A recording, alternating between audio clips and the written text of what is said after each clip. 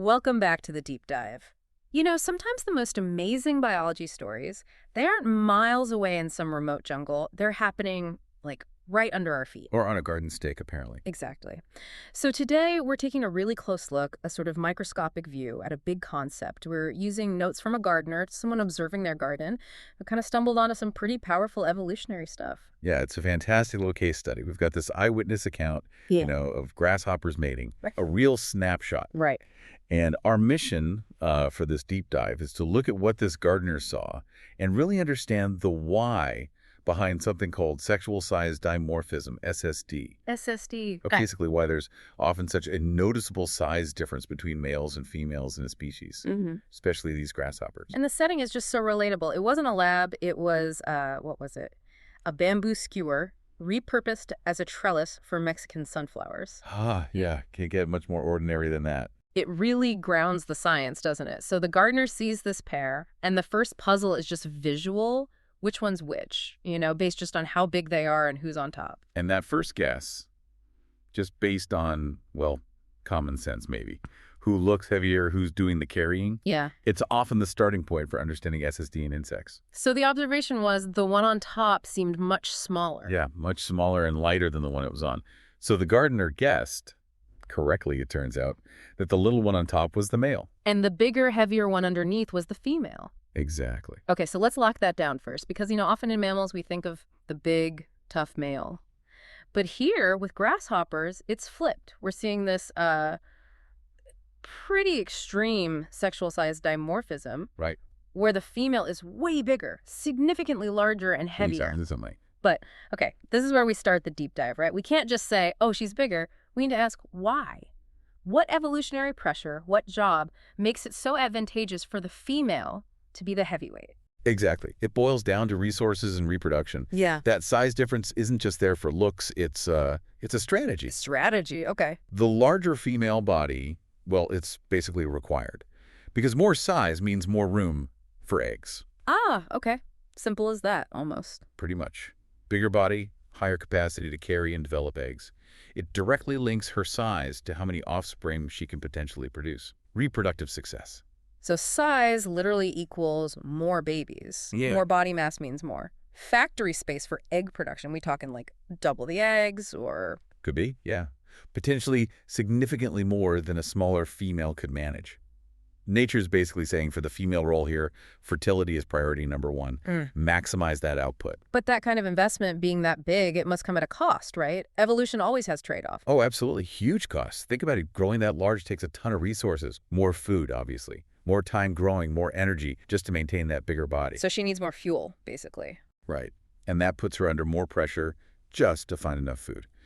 And there's another big one. Which is? Agility. If you're dedicating everything to becoming this large egg-producing machine, you're likely sacrificing speed, maneuverability. Okay, so she might be more vulnerable, easier for a bird to spot, maybe harder to hop away quickly. That's the tension, yeah. Her size is great for the next generation, potentially, but it makes her potentially more likely to get eaten before she can even lay those eggs. Wow. So she's kind of like this big, valuable, but maybe slightly immobile target. Yeah. Betting everything on finding food and surviving long enough. That's a good way to put it. It's a high-stakes gamble focused entirely on maximizing that clutch size. Okay, so if the female strategy is all about mass for making eggs, the male logic must be the total opposite, right? If he were big too, he'd be too heavy for what? What's the advantage for him being so small and light? It's all about the mechanics of mating. Think about the actual physical act. Right. He needs to find a female, sure, and mobility helps there. But then he has to get on her back and stay there. While she might be moving. Or just supporting his weight on a much bigger body. Exactly. He needs to cling on, often for quite a while, to successfully transfer sperm. His lightness isn't just incidental, it's functionally critical. So it's engineered for that specific task, like being a jockey almost. Low weight is key. It really is. Right. Lower mass means it costs him less energy to hang on, and it's physically easier to stabilize himself on her much larger frame. If he were bigger, heavier, the physics just wouldn't work as well. He might fall off, the connection might break. Unsuccessful mating. So his small size directly helps ensure his genes get passed on. Correct. It maximizes his chances of successful copulation, mechanically speaking. But what about the trade-offs for him if we're talking costs? Being small and light doesn't sound great for defense. He can't exactly fight off rivals, can he? That's often why males get big in other species. That's a really sharp point. And it tells you what isn't being prioritized by evolution in this specific case. Physical combat between males. Probably not the main driver here. So selection is favoring getting there and getting the job done, not fighting for the chance. It's savoring accessibility and mechanical success. The cost for him? Well, yes. Probably higher risk of being eaten himself, less defense.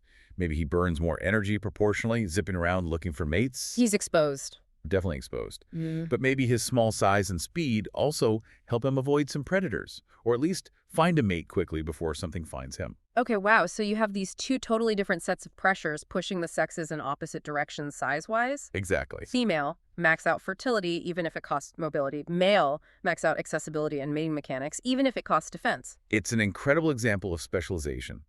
Two different body forms, two different tools, perfectly shaped for their specific roles in reproduction within that species. Form follows function, like you said. Precisely. Yeah. And what's really cool is seeing this pattern isn't unique to grasshoppers. If we zoom out a bit, the gardener who wrote these notes, they actually mentioned seeing something similar in guppies. Guppies, like the fish, that's totally different. Totally different class of animal, insects versus fish. But the gardener noticed the same kind of thing. Females, much larger than the males. Okay, that's fascinating.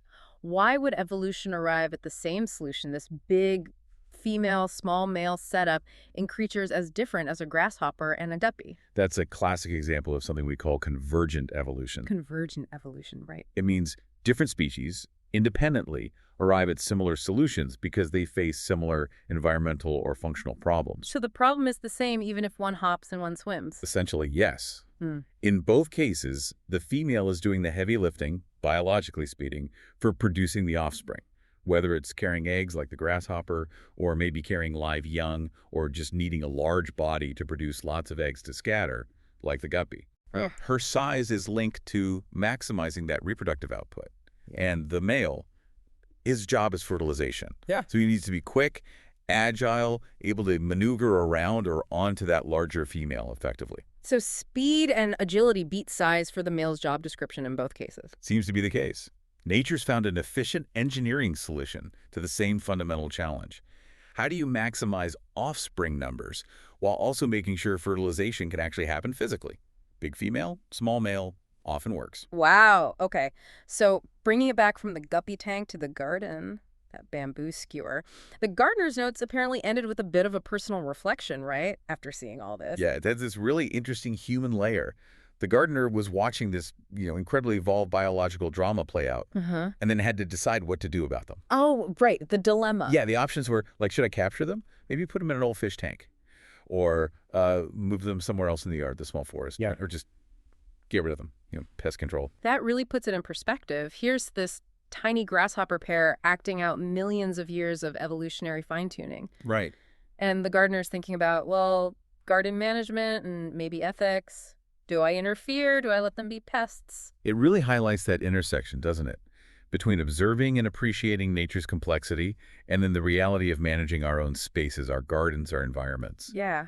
Those tiny decisions we make can actually impact these little ecological systems playing out around us. Absolutely. Whatever the gardener decided, it had a small consequence for that little patch of ground. So let's try and wrap this up. If we distill the main insight from this single observation on a sunflower stake, what have we got? We've got a super clear picture that sexual size dimorphism in these grasshoppers isn't just random, it's not an accident, it's a highly specific functional solution. Right. Tailor-made. A functional divide. Female, optimized for making lots of eggs, investing resources. That requires mass. Maximum mass. Male, optimized for getting to the female and successfully mating. Mobility, mechanics. That requires minimum mass. Every bit of that size difference has a purpose. A critical purpose for the species' survival, form perfectly following function. It's amazing what you can unpack from just watching carefully. Yeah. Okay, so we've seen these intense trade-offs, this evolutionary logic playing out in grasshoppers and even guppies. But now it's time for that final thought for you, our listener, to chew on. Yeah, so based on everything we've discussed, we've seen how size difference here relates directly to the female's job making eggs and the male's job getting access. Big female, small male. Right. Now, flip it around in your mind. Think about the common creatures you see around you. Maybe other bugs, maybe birds, maybe little lizards or something. Could you find a situation where the male is significantly larger than the female? Ah, the reverse SSD. Exactly. If you saw that, based on this form follows function idea, what different kind of job, what different evolutionary pressure would that larger male size suggest he's specialized for? What would need to be prioritized for him instead of just the mobility we saw on the grasshopper? What would that size difference tell you about his role?